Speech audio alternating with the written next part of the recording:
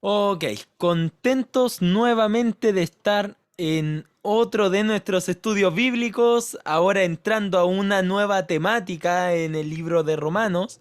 Como pueden recordar, habíamos dicho de que del capítulo 1 hasta el capítulo 5 teníamos todo el tema que tenía que ver con la justificación por medio de la fe. Y ahora vamos a entrar al nuevo tema que va a ser esta nueva serie de estudios que va a contemplar desde los capítulos 6 al 8 del libro de Romanos, una, por decirlo así, tanda de capítulos igual un poco cortita, que hablan acerca de la santificación por la fe.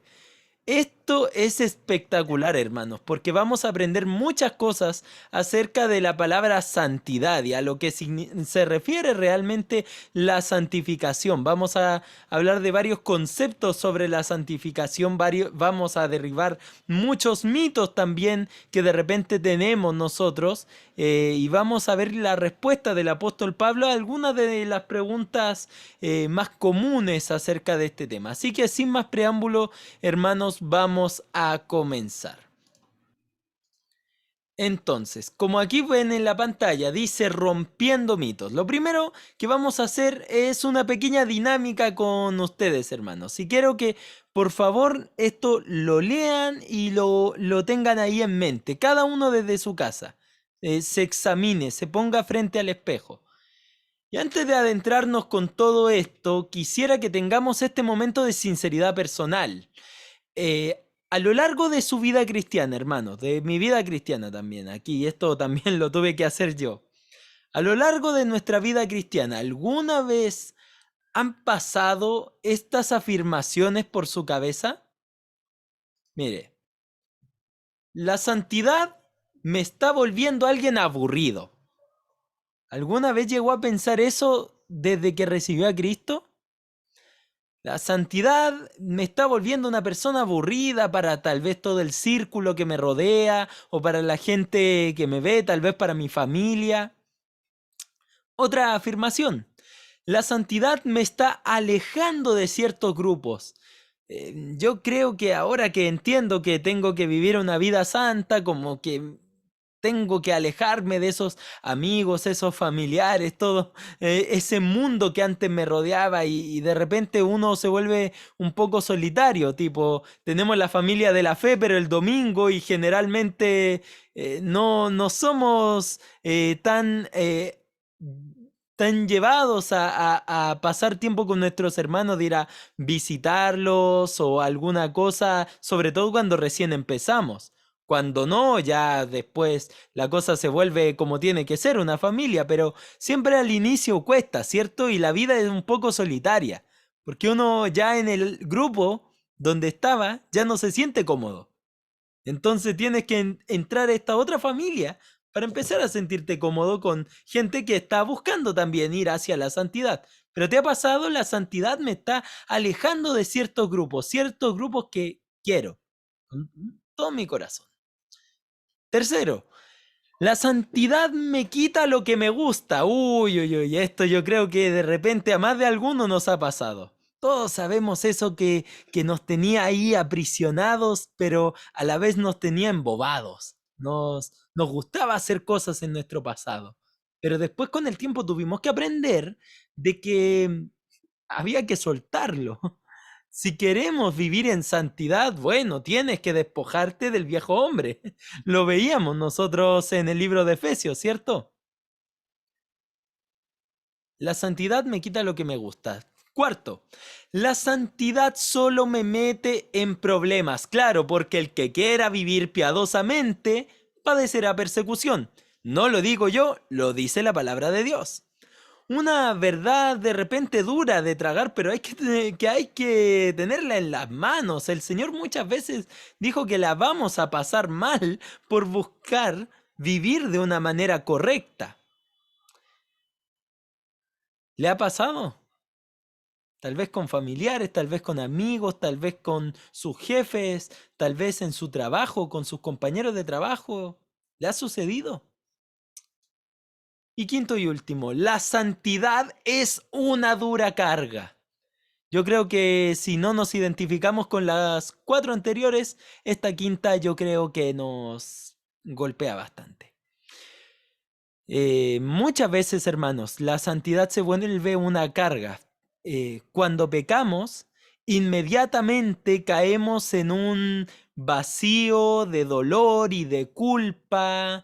¿Por qué? Porque decimos, ay, ¿cómo? Nunca voy a cambiar estas actitudes, soy un fracasado, el Señor debe estar extremadamente decepcionado de mí y quiero ser santo, pero es una carga muy pesada porque peleo con mi carne, doy lo más que puedo y siempre estoy llegando al mismo lado, siempre termino tropezando con lo mismo o a veces voy súper bien y de repente pasa algo y ¡pum! Se desmoronó todo.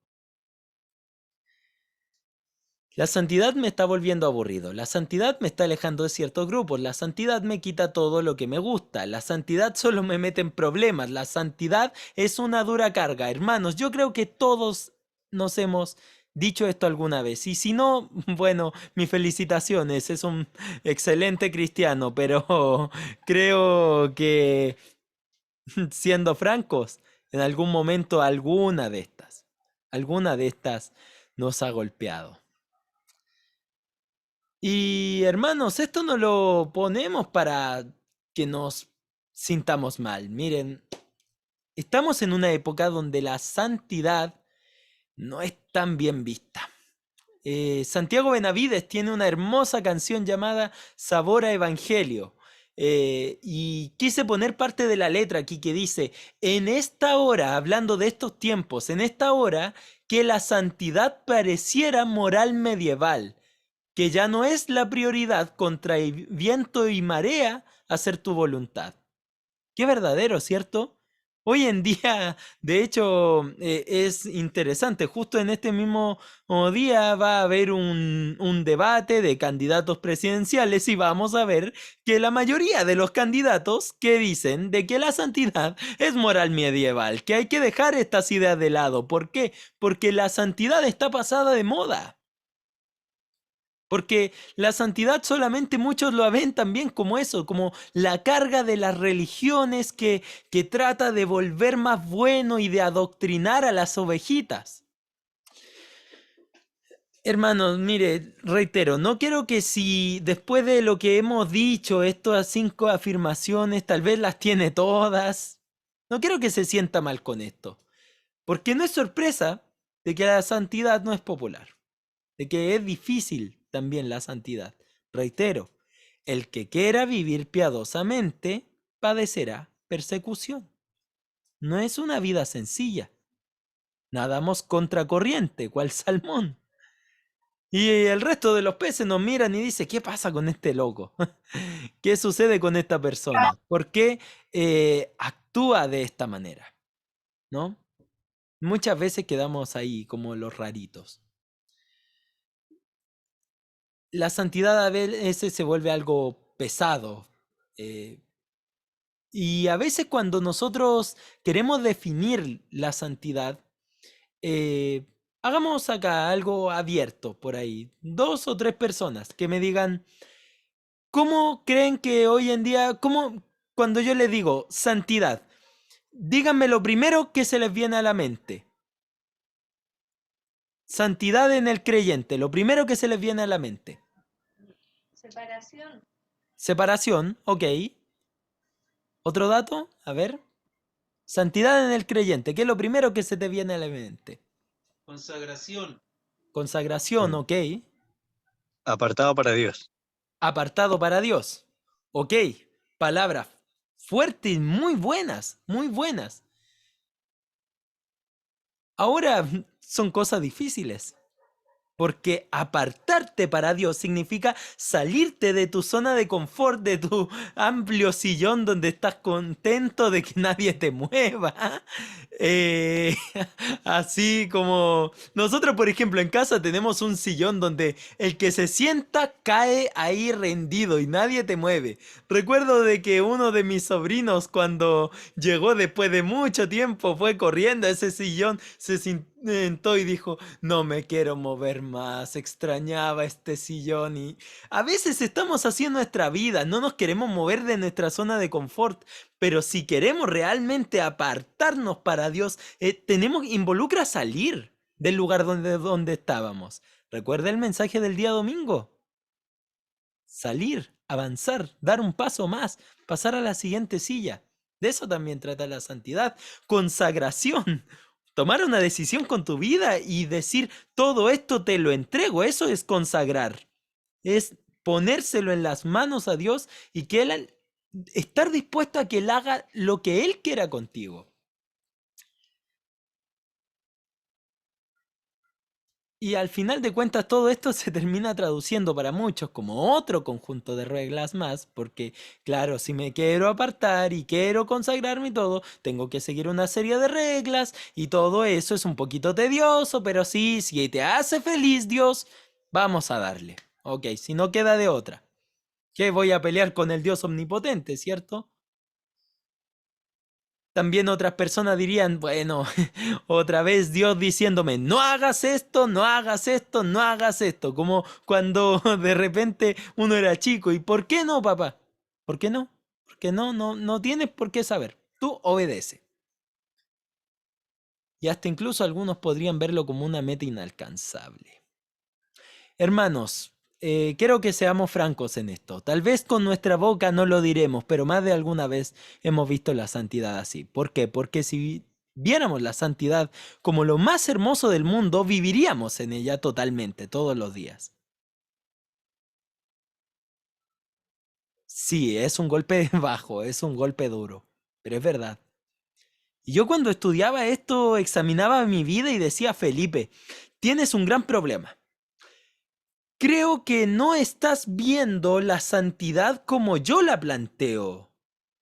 Veía que la palabra de Dios me decía eso. Me decía, Felipe, yo, Dios, te planteo la santidad no como una carga, sino como algo totalmente diferente. Poco asociamos la santidad como el regalo de Dios para nuestra vida, que veremos ahora en los capítulos 6 al 8. Nosotros de repente decimos ya, santidad, listo, y se nos hace súper fácil hablar del capítulo 7. No, que el cuerpo de muerte, que esta lucha que tengo dentro, pero se nos olvida también de que también es santidad, habla de santidad el capítulo 8. Nada nos puede separar del amor de Cristo. Entonces, ¿cómo es eso? ¿Cómo es que la santidad es algo tan amplio, que me exige tanto, pero a la vez se me dice que es maravilloso? Bueno, el objetivo de esta serie de estudios es ese. Hermanos, quiero que seamos como el salmista, que decía ahí en Salmos, adorad a Jehová en la hermosura de la santidad. Hermano, me emociona escuchar eso, porque yo decía, ¿yo puedo decir que la santidad es hermosa? A veces con mi vida, yo creo que hasta incluso a veces con mi propia vida yo podría estar diciendo que el pecado es hermoso, que el pecado es atractivo. Pero aquí la palabra de Dios me va a restregar por la cara lo hermoso y lo maravilloso que es ser santo. Por ende, hermanos, hoy día quiero que antes de comenzar esta serie de estudios, y me quise tomar este tiempo para dar esta introducción, que oremos y le pidamos a Dios en nuestro corazón mientras vamos estudiando, Señor, por favor, ayúdame a ver la hermosura de la santidad que quieres que yo tenga. Y ayúdame a comprender lo hermoso de la santidad que has puesto en mí. Hermanos, si tan solo nos enamoráramos más de los conceptos de Dios, si tan solo amáramos más lo suyo, dejaríamos lo de este mundo y cambiaría nuestra perspectiva totalmente. Recuerdo ahí un hermoso pasaje, un pasaje espectacular. ahí en uno de mis libros favoritos.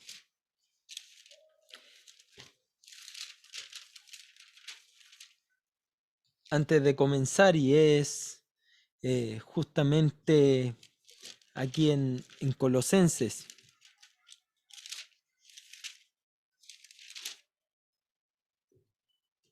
Y dice ahí Colosenses 3:1. Si pues habéis resucitado con Cristo, buscad las cosas de arriba, donde está Cristo a la diestra de Dios. Piense en el trono maravilloso de nuestro Santo Señor, rodeado de santidad, donde los ángeles que están más cercanos, los querubines, tienen que estar cubiertos, tapados con sus alas, porque no son dignos de mirar tanta belleza. Hermanos, ese atributo de la santidad, ese grandioso atributo que hace resplandecer el trono magnífico de Dios, Dios quiere que lo formemos. Recordemos que es un atributo comunicable. En cierta manera, no llegaremos a tener la santidad de Dios así en esta vida, así. Pero podemos aspirar a tener bastante de ella. ¿Ok? Así que después de esta larga pero necesaria introducción, vamos a entrar al tema que nos convoca. Vamos a aprender de este regalo menospreciado que es la santidad, para empezar a tomarle el valor. Y vamos a hablar acerca de una nueva definición, ¿ok? De santidad.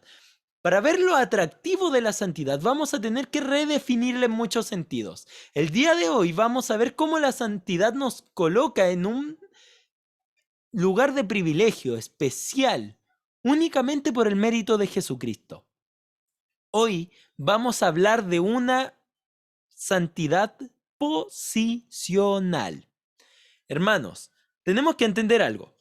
Capítulo 6 de Romanos, del versículo 1 al 14, tenemos todo lo que tiene que ver con santidad posicional. ¿Ok?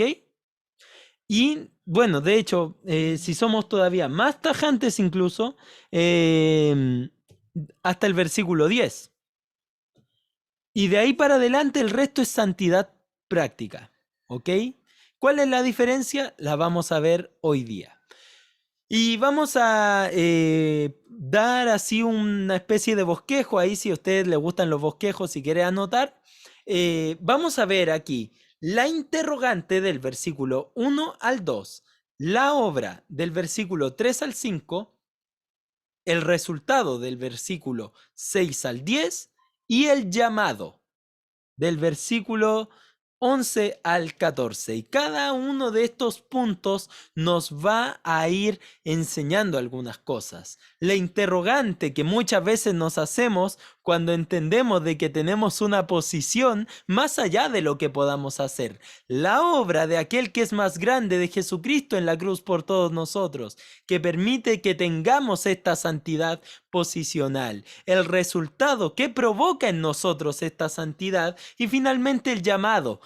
¿Cómo se nos llama a vivir ahora? Para entrar al tema de la próxima semana, que será la santidad práctica. ¿Ok? Así que vamos de lleno con el pasaje del día de hoy. Vamos a dar una lectura general y le voy a pedir ahí a mi papá, por favor, si me puedes estar ayudando leyendo una lectura general desde el capítulo 6 del versículo 1 hasta el versículo 14. ¿Ok? Romanos 6 del 1 al 14. Ya. Completito. 6 del 1 al 14. Dice, ¿qué pues diremos? ¿Perseveraremos en el pecado para que la gracia abunde? En ninguna manera, porque los que hemos muerto al pecado, ¿cómo viviremos aún en él? ¿O no sabéis que todos los que hemos sido bautizados en Cristo Jesús, hemos sido bautizados en su muerte? Porque somos sepultados juntamente con él para muerte por el bautismo, a fin de que como Cristo resucitó de los muertos por la gloria del Padre, así también nosotros andemos en nueva vida. Porque si fuimos plantados juntamente con él en la semejanza de su muerte, así también lo seremos en la de su resurrección. Sabiendo esto, que nuestro viejo hombre fue crucificado juntamente con él para que el cuerpo del pecado sea destruido, a fin de que no sirvamos más al pecado. ¿Hasta el 14? Sí, hasta el 14.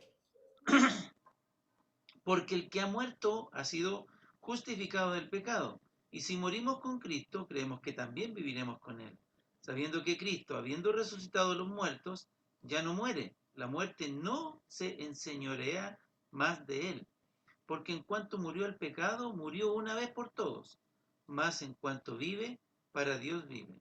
Así también vosotros, consideraos muertos al pecado, pero vivos para con Dios en Cristo Jesús, Señor nuestro.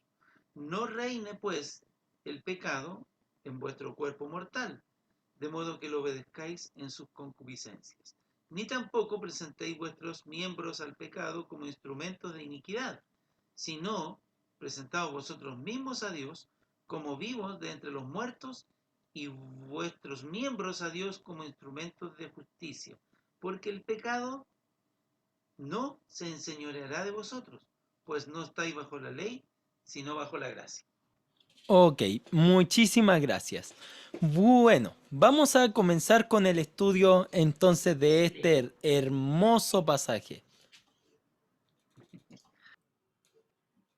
Ok, primero que todo, la interrogante. Vamos a ver aquí las preguntas. Una pregunta y una respuesta hecha a modo de pregunta también. Algo bien interesante también aquí. Sí, me encanta cómo Pablo utiliza esta manera de seguir, hacer al lector que pueda trabajar su cerebro.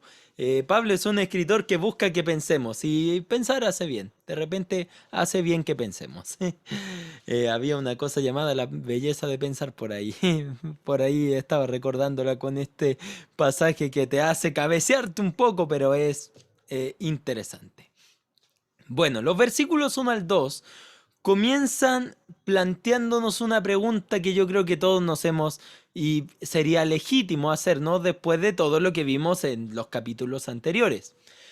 Ok, si la gracia de Dios se manifiesta donde hay pecado, ¿recuerdan eso? Que lo veíamos antes, de que cuando el pecado abundó, la gracia sobreabundó. Hubo más gracia para cubrir ese pecado, para acabar con ese pecado. Entre más empeoraban las cosas, aún el Señor mostraba todavía más su gracia. Si esto sucede, ¿es correcto entonces pecar más para que Dios sea visto como un grandioso Dios de gracia? Claro, porque de esa manera, si pecamos más, le damos como mayor tribuna a Dios para lucirse, ¿cierto? Lo digo y me siento un poco torpe por hacer una pregunta de tal magnitud. Porque claro, de repente uno humanamente podría decir, claro, sí, démosle tribuna para que haga todo lo suyo, pero ¿acaso Dios necesita de nosotros, de nuestro pecado? Miren lo que estoy diciendo. ¿Dios acaso necesita su pecado para amplificar su grandeza? Es totalmente ilógico. ¿Cómo va a necesitar aquello que le repugna? Es imposible. No sirve para nada esto. Hermanos, en el original, Pablo, en el versículo 2, cuando dice aquí, en ninguna manera, pasa algo muy interesante, porque Pablo con esto se refiere a Dios nos libre de hacer tal barbaridad. Sería una tontería tremenda. No vamos a entrar en el detalle de la consecuencia porque todavía no hablamos de eso. Pero imagínense lo que sería eso. Claro, Dios muestra mucha más gracia, pero después te encargo la consecuencia que vas a tener. Según Primera de Corintios, quiero decir, habla bastante de eso. Para mayor información, léase Primera de Corintios. Muy buen libro. Y Pablo hace hay como, ya recién dijimos que hay un montón de argumentos. Tenemos lo de la consecuencia, tenemos para qué Dios va a necesitar el pecado, pero Pablo decide dar un argumento que por ahí no es como tan que salga rápido. Es como un argumento ya más acerca de, para profundizar en la teología de nuestra salvación. Y es que Pablo pregunta, ¿cómo es que si nosotros estamos muertos hacia el pecado, vamos a seguir en el pecado? ¿Qué significa estar muerto al pecado? Es ahora la gran pregunta. Fíjense lo que dice aquí, porque los que hemos muerto al pecado, ¿cómo viviremos aún en él? ¿Cómo voy a persistir en las cosas de las cuales fui yo librado en otro tiempo? Bueno, vamos a ver qué significa haber muerto al pecado. Primero que todo, tenemos que entender ya lo que dicen los versículos 3 al 5. Lo voy a leer nuevamente para que lo tengamos en mente. Vamos a ir paso a paso. ¿O no sabéis que todos los que hemos sido bautizados en Cristo Jesús hemos sido bautizados en su muerte? Porque somos sepultados juntamente con Él para muerte por el bautismo, a fin de que como Cristo resucitó de los muertos por la gloria del Padre, así también nosotros andemos en vida nueva. Porque si fuimos plantados juntamente con Él en la semejanza de su muerte, así también lo seremos en su resurrección. Miren, hermanos, tenemos que centrarnos en las palabras para entender este versículo, esta lista de versículos. Primero que todo, en lo de que hemos muerto al pecado. Fíjense que al decir hemos muerto, por ahí los que saben un poquito más de las reglas gramaticales sabrán que que estas palabras están en pasado, ¿cierto? Gramática básica, está en pasado, ¿cierto? Hemos muerto. Y no es un concepto que sucede y se está repitiendo. Si fuera así, que sucedió, sería que hubiese dicho estamos muriendo, pero no dice hemos muerto. Entonces no está hablando de algo que estamos haciendo constantemente, sino de algo que ya sucedió. ¿Se entiende el concepto de esto? Entonces tenemos que pensar, ¿qué fue lo que pasó en un momento y repercute de manera tan drástica en nuestra vida que ha hecho que nosotros hayamos muerto al pecado? La respuesta es la salvación. Y aquí vamos a hablar de ese concepto maravilloso, lo que está ahí en negrilla. Santidad posicional. Hermanos, tienen que entender algo. Cuando recibió a Cristo, usted tiene una posición delante del Señor. Esa posición se ejemplifica con muchas palabras. Usted es coheredero con Cristo, por ejemplo. Usted es hijo de Dios, pero también usted es santo. Y uno diría, Felipe, no sabes nada cómo he vivido esta semana. No sabes nada cómo la he pasado esta semana. Yo no soy alguien santo. Y hermano, yo le digo, yo no me considero una persona santa.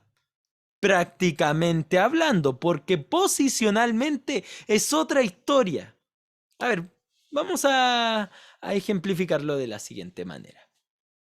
Para entender esto, tenemos también que comprender otro concepto que vimos repetido bastante aquí, que es que hemos sido bautizados en Cristo Jesús.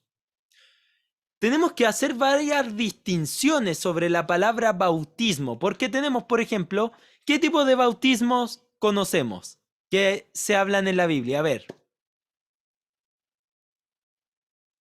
Cuando yo le menciono bautismo, ¿qué es lo que usted piensa? Bueno, normalmente En agua. lo primero es En agua. Perfecto, perfecto ahí. Exacto, en inmersión. Eso para ese para salvación o para identificación con el cuerpo de Cristo. Para identificación, es un tema de la iglesia. Ahí lo vamos a ver más adelante también. también tenemos lo que es el bautismo del Espíritu Santo, que es que el Espíritu Santo entra en nosotros al momento de creer en Cristo. Muy diferente al bautismo de inmersión, porque el bautismo de inmersión, de entrar al agua, ahí no está sucediendo de que viene el Espíritu Santo ahí. No, porque para usted bautizarse por inmersión, antes tiene que haber recibido a Cristo. Y cuando usted recibe a Cristo, sí, o por lo menos es la idea. Sabemos que muchas veces ha pasado en otro sentido. Pero bueno, no vamos a entrar en esos detalles. La idea es que si usted está planeando bautizarse, ya haya recibido a Cristo. Total, al final de cuentas no suma nada a su salvación meterse al agua. Así que eso, solamente un comentario extra. Pero cuando recibimos a Cristo, ¡pum!, el Espíritu Santo llega a nuestra vida. Pero también en ese mismo momento tenemos el bautismo en la persona de Cristo. ¿Y cómo es eso? ¿Cómo me bautizo en Jesús? ¿Cómo es ese concepto? Vamos a aprenderlo ahora. Miren, para entender eso, y por eso reitero de que vamos a ver muchas palabras, Pablo nos hace pensar un poquito. Para entender lo que es santidad posicional, tenemos que entender qué es bautizarse en Cristo, pero también tenemos que entender a qué se refiere en este pasaje el hecho de bautizar, como aparece ahí en el versículo 3, también su muerte, ¿a qué se refiere con su muerte? Ahí como aparece también en el versículo 3, sepultado, como aparece en el versículo 4, y resucitar, como aparece también ahí en el versículo 4. Hermanos, vamos a explicar cada una de estas palabras. En primer lugar, bautizar en este contexto tiene las siguientes acepciones. Tiene la idea de que nos sumergimos en Cristo. También la idea de bautismo también muchas veces era teñirse. Había un grupo de personas en la época que Pablo escribía, que eran griegos, que eran, no recuerdo si eran baptizantes el nombre, pero se lo voy a corroborar más adelante, que aquellas personas se teñían el pelo morado, justamente por la acepción de esta palabra que era bautizar, que también colocaba eso, de teñir. Pero sobre todo es identificarse. El centro de la palabra es identificarse. Por ejemplo, el día de ayer tuvimos un hermoso partido de fútbol. Maravilloso partido de fútbol. ¿Y cómo sabíamos que ese equipo de campeones donde no perdimos la fe en ningún momento? Qué ratas. No, bueno. ¿Cómo sabíamos que nuestro equipo era nuestro equipo? Bueno, además por los peinados, por el tema de la camiseta. Porque los jugadores iban jugando como identificados. Y ahora nosotros despertamos esta mañana y como Chile ganó el partido anterior, nosotros despertamos como unos vencedores.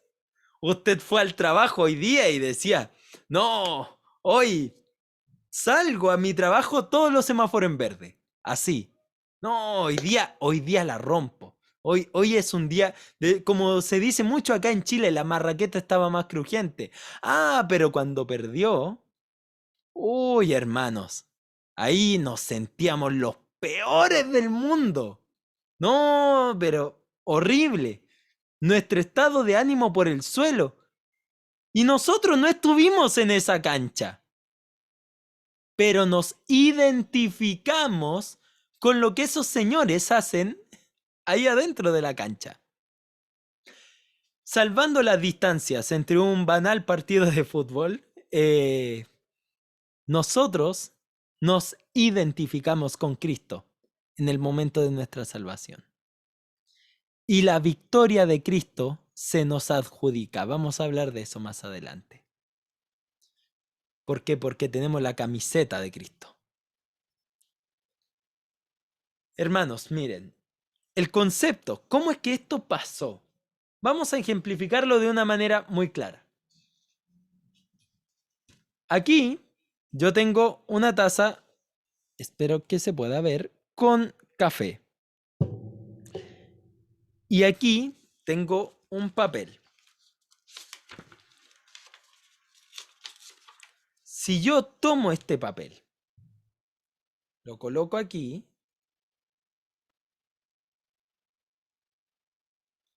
va a ver, aquí en esta parte no se logra ver muy bien, pero cambió de color. Se tiñó con el café. Se tiñó con ese color. Lo mismo pasa si colocamos una brocha limpia ahí en pintura, va a salir de ese color. ¿Cuál es la idea de esto de teñir, de bautizar? Es que cuando somos sumergidos en Cristo, cuando recibimos a Cristo en nuestro corazón, somos puestos dentro de Él y salimos con sus características, con una capa de Él mismo. Y ahora Dios nos ve y nos ve como Cristo, nos ve con su santidad. Por eso Dios lo ve santo a usted. Además de eso, su muerte, ¿a qué se refiere? Bueno, su sangre, directamente, toda su obra redentora. Ay, miren, para que lo vayamos entendiendo también con algunos versículos bíblicos, esto se lo voy a ir leyendo yo. Primera de Corintios 6 del 9 al 11. Mire lo que dice.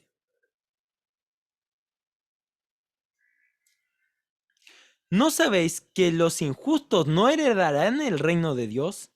No erréis, ni los fornicarios, ni los idólatras, ni los adúlteros, ni los afeminados, ni los que se echan con varones, ni los ladrones, ni los avaros, ni los borrachos, ni los maldicientes, ni los estafadores heredarán el reino de Dios. ¡Wow! ¡Qué lapidario versículo!, ¿cierto? Unas vidas destrozadas. Vidas que nadie daría un peso por ellas. Mucho menos la gente legalista y todo ese tipo de personas que dicen, no podemos convivir con la gente de pecado. Mire lo que dice la Biblia. Y mire lo que dice la Biblia de usted. Y esto erais algunos. Más, pero, contraste, ya habéis sido lavados.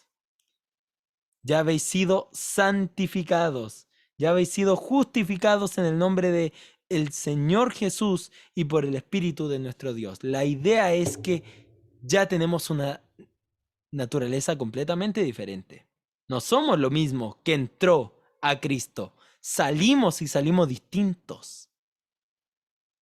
¿Y a qué entramos? A esa sangre preciosa de nuestro Señor. Fíjense lo que dice ahí Hebreos capítulo 9, versículo 14. Miren qué hermoso esto.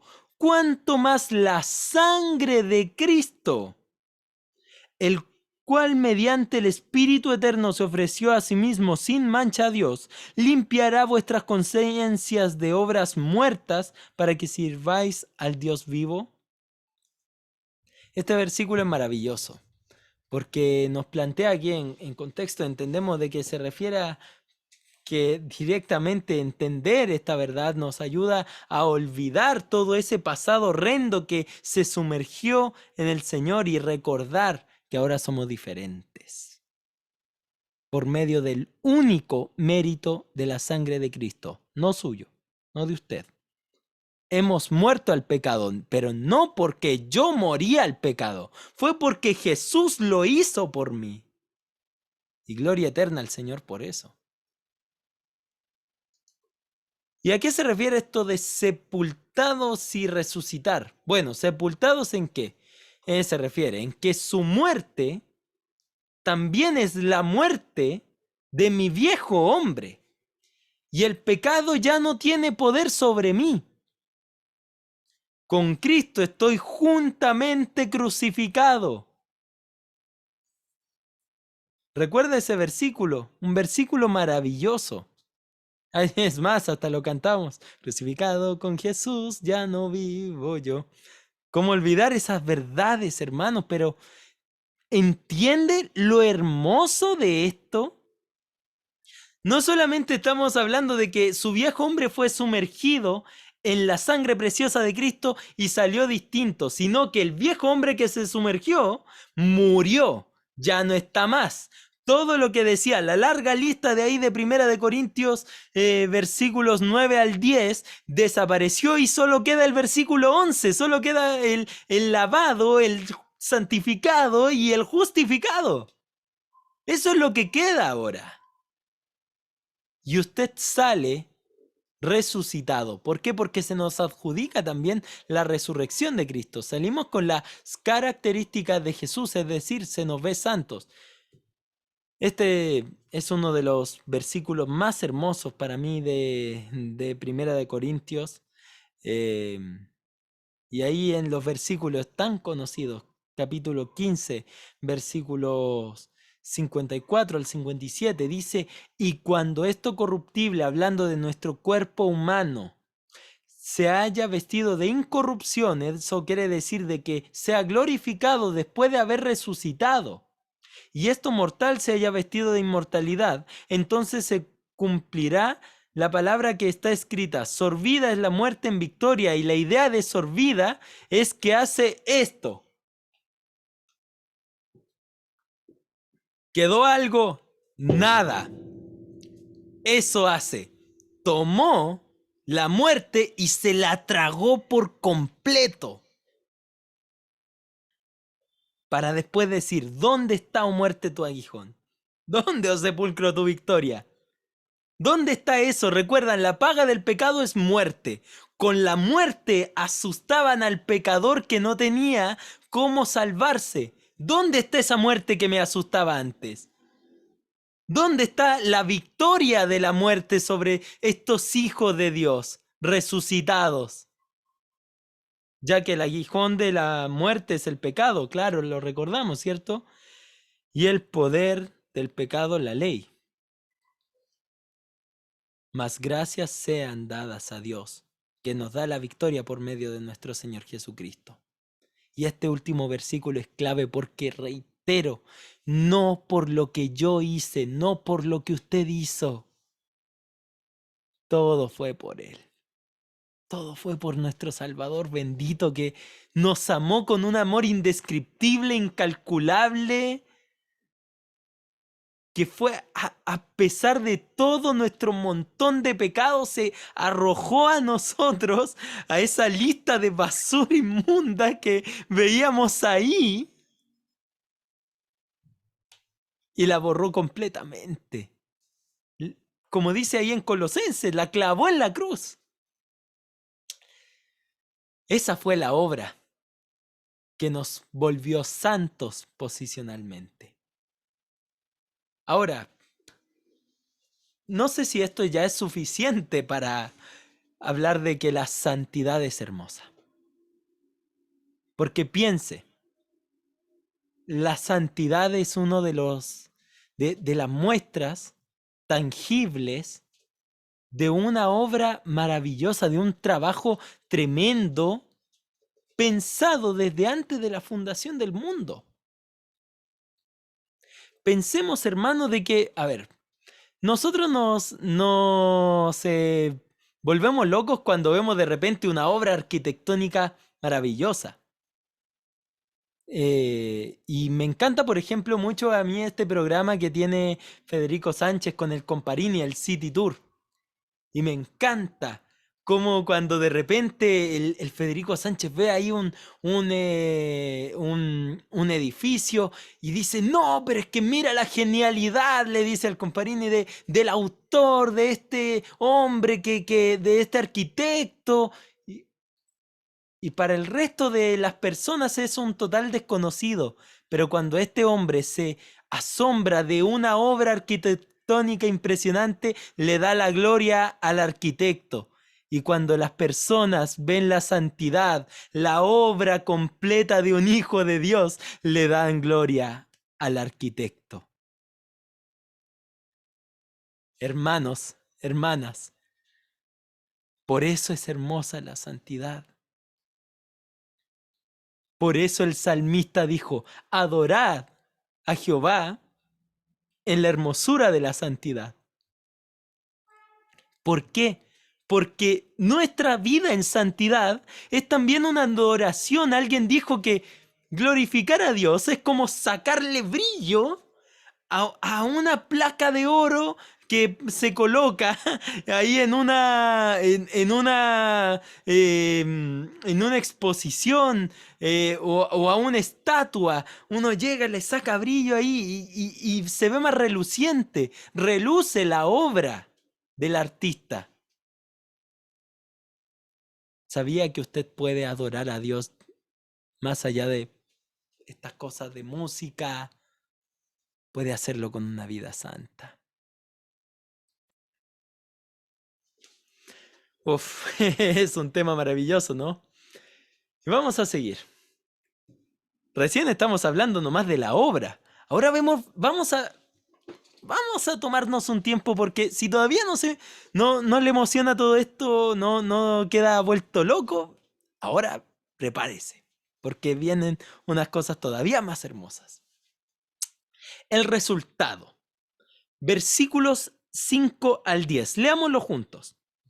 Porque si fuimos plantados juntamente con Él en la semejanza de su muerte, así también lo seremos en la de su resurrección. Primero que todo, entendamos qué se refiere estos versículos. Si fuimos plantados juntamente con Él en la semejanza de su muerte.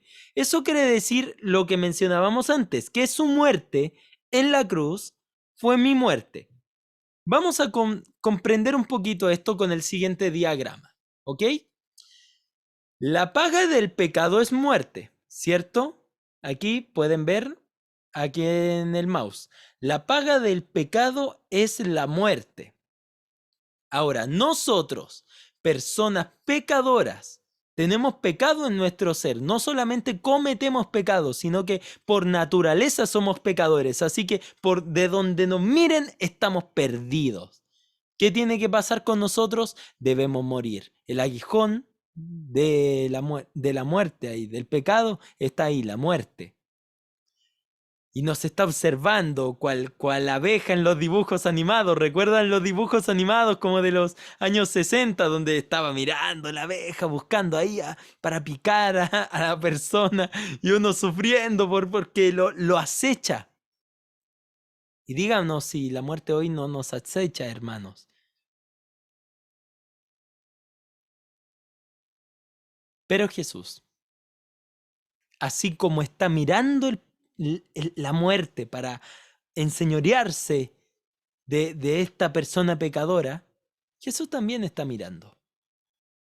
Pero corriendo, mirando eso y preocupado por su amada creación que amó desde antes de haber nacido y corre en rescate y saca del lugar de peligro a la persona y dice, ya, tú sale de acá, te pongo acá y yo me pongo en este lugar.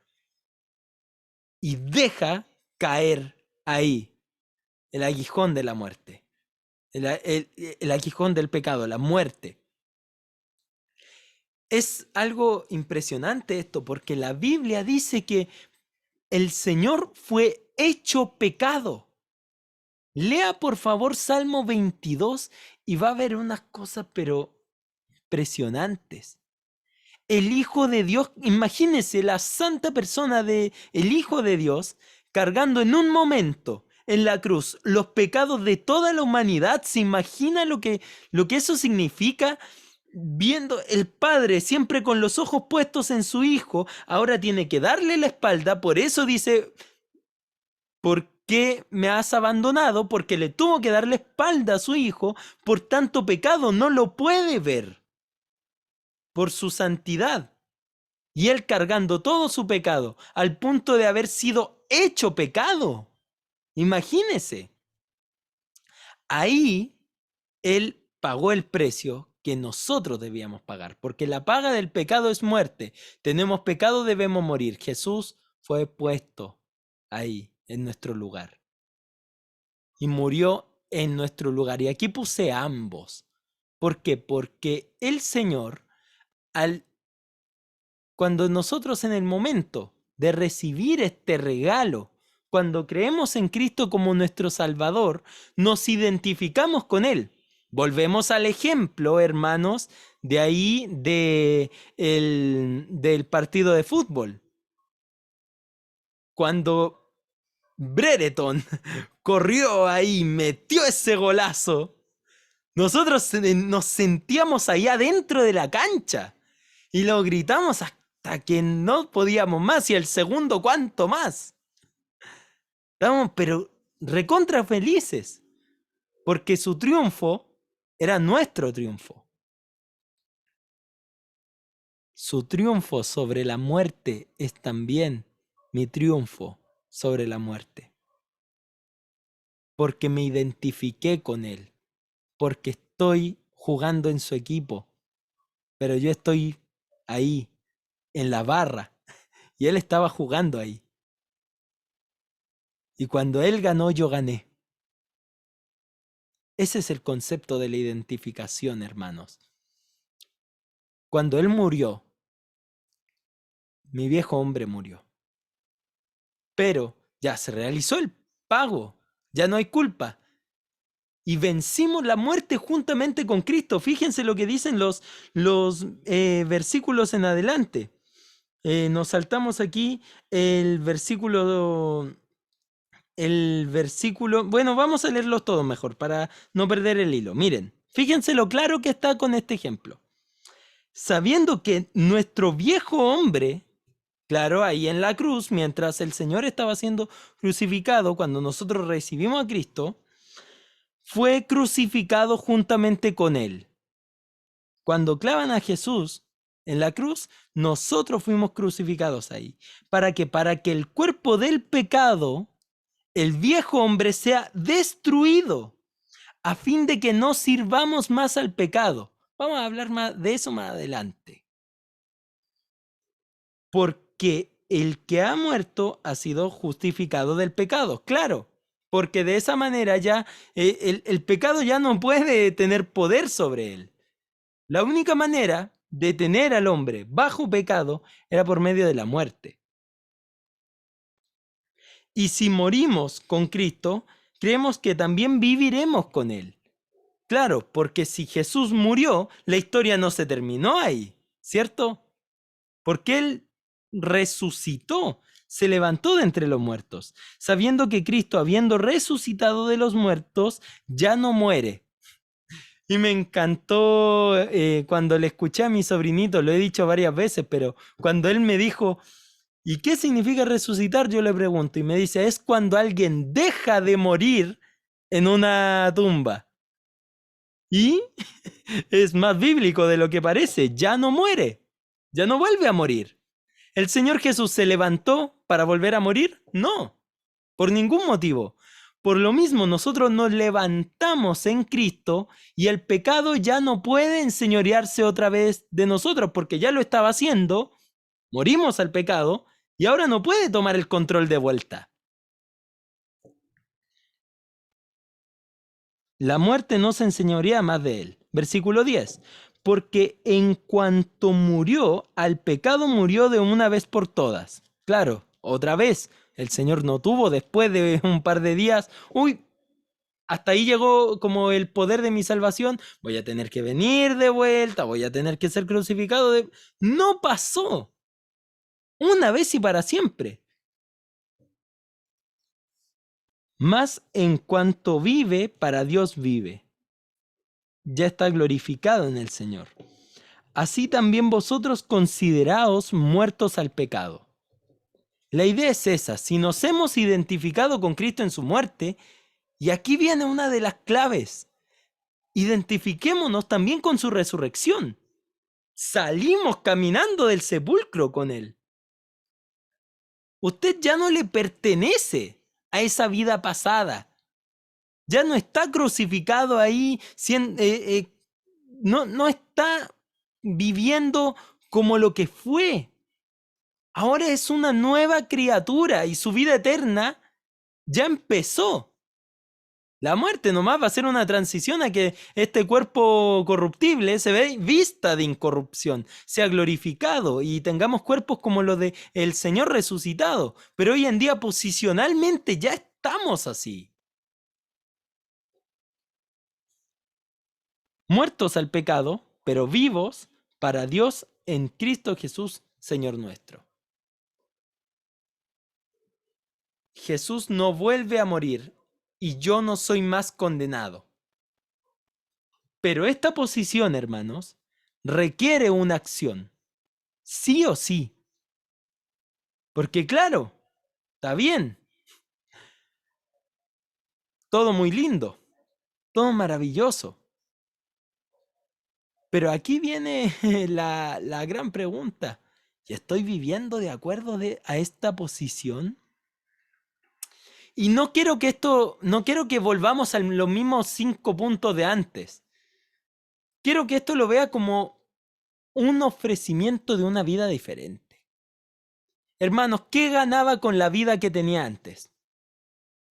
¿Ganaba algo? Lo único que ganaba era un infierno ardiente.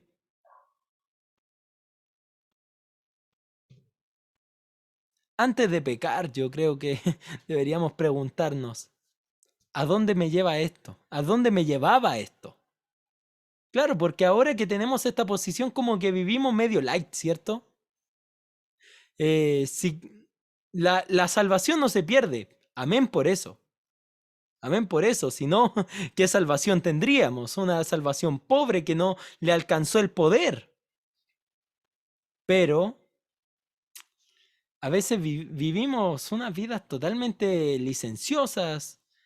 Y no lo hago lo digo parándome de un pedestal. Lo digo primeramente por mí. A veces yo también peco contra Dios y sé las cosas que están mal y sigo haciéndolas a veces y digo, Felipe, ¿por qué sigues haciendo esto? No está bien delante de los ojos del Señor.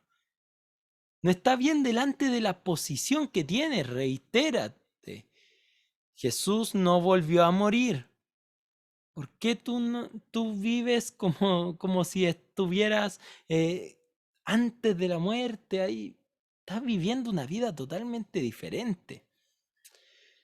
El apóstol Pablo ya en esta última parte del llamado nos deja 4 recordatorios. Perdón, 3 recordatorios que nos ayudan a vivir en esta nueva vida, en esta verdadera libertad. Y no tiene que verlo como una carga, tiene que verlo como la otra salida, el otro camino que tiene, la otra forma de vivir. Porque con la manera de vivir antigua, lo único que le espera es una dura consecuencia y mucha, pero mucha culpa y sentirse como un traidor, y usted sabe. Vivir sin propósito. Sin un propósito claro, con mucho dolor en su vida. Es una provisión de Dios. Y eso es hermoso también. Primero que todo, recuerda que Jesús tiene el control de tu vida, no el pecado. Veamos lo que dicen ahí los versículo 12. No reine pues el pecado en vuestro cuerpo mortal, de modo que lo obedezcáis en sus concupiscencias. ¿A qué quiere decir esto? Que el pecado no tiene que tomar las riendas de su vida. De modo de que de esta manera nosotros obedezcamos a nuestros deseos internos, los deseos de nuestra carne.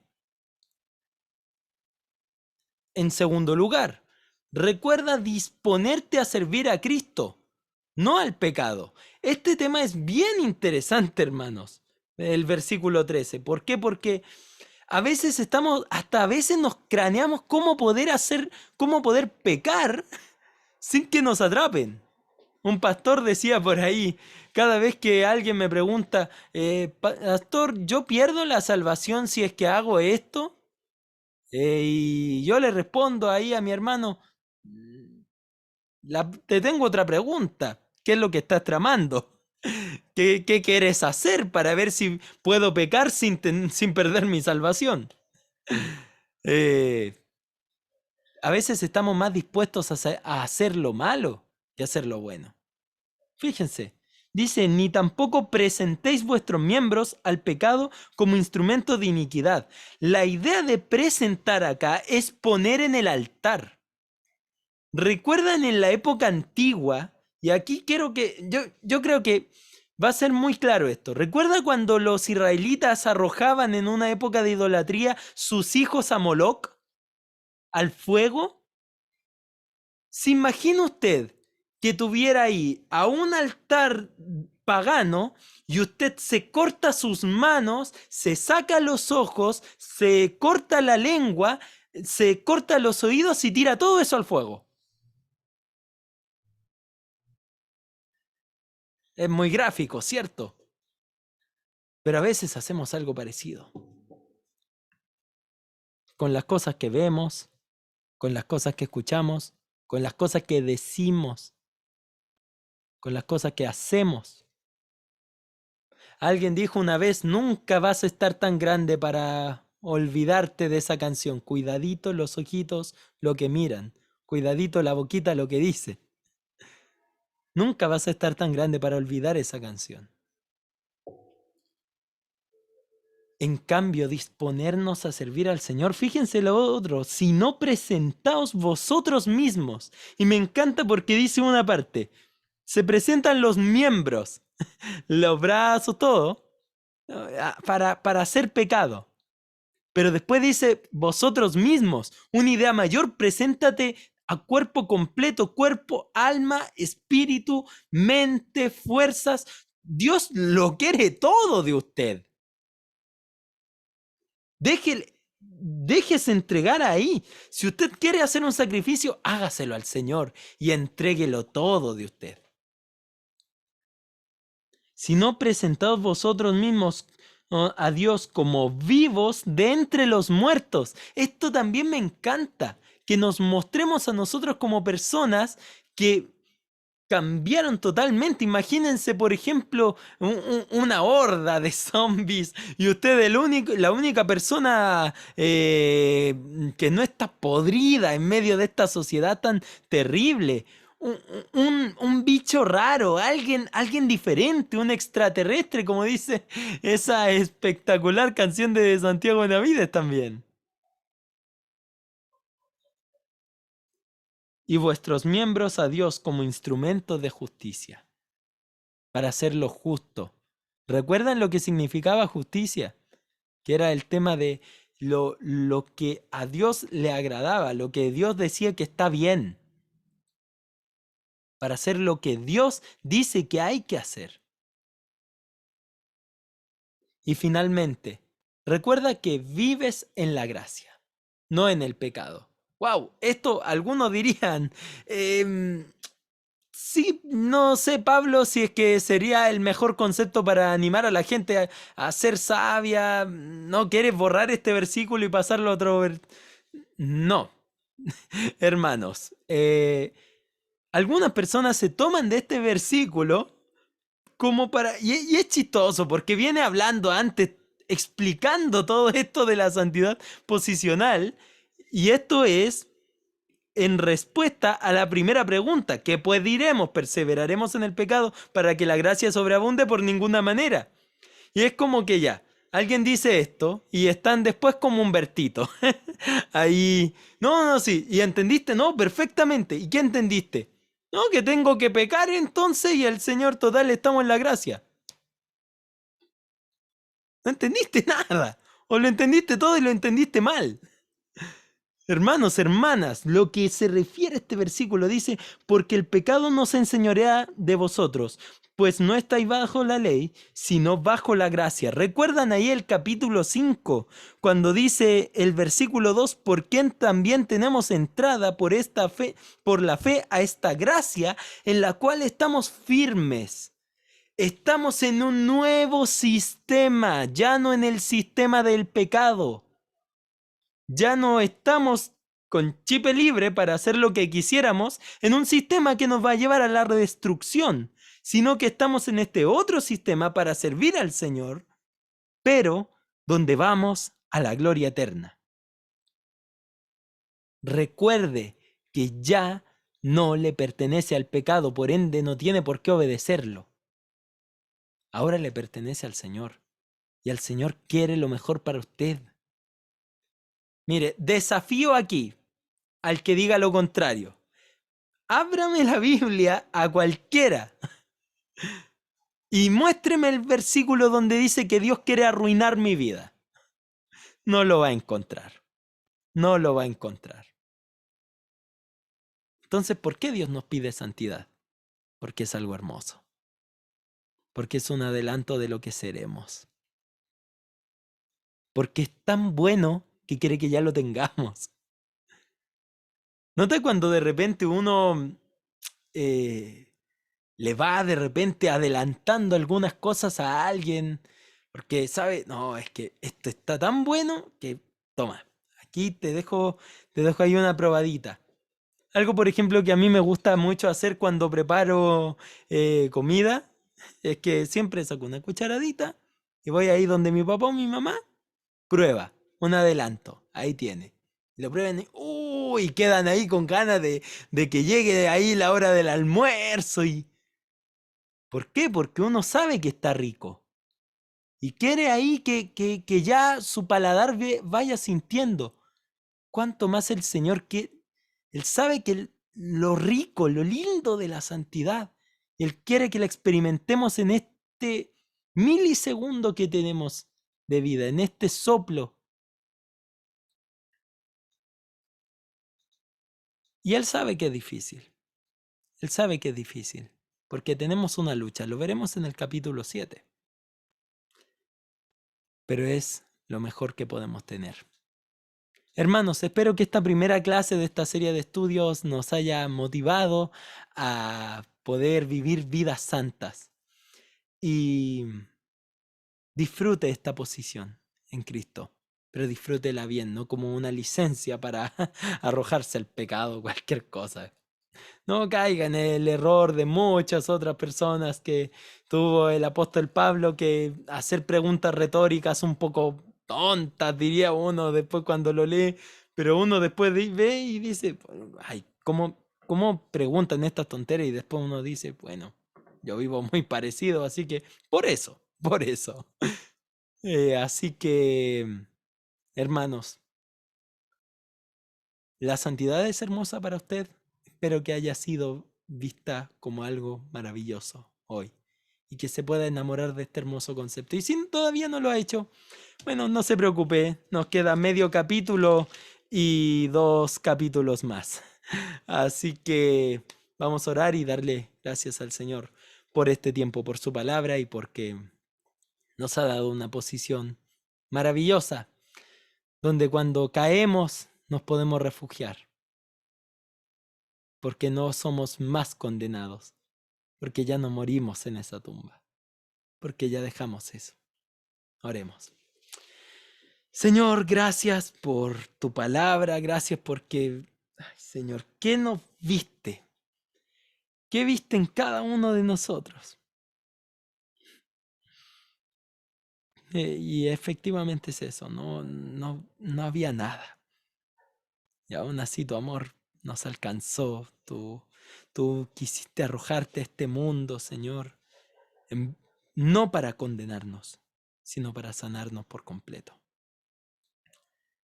Dios, perdónanos por muchas veces menospreciar la santidad, yéndonos detrás del pecado, Señor, presentando nuestros miembros, Señor, para la iniquidad, para la maldad, como dice tu palabra. Queremos presentarnos delante de ti como un sacrificio vivo, Padre. Y ayúdanos que podamos de verdad vivir en santidad.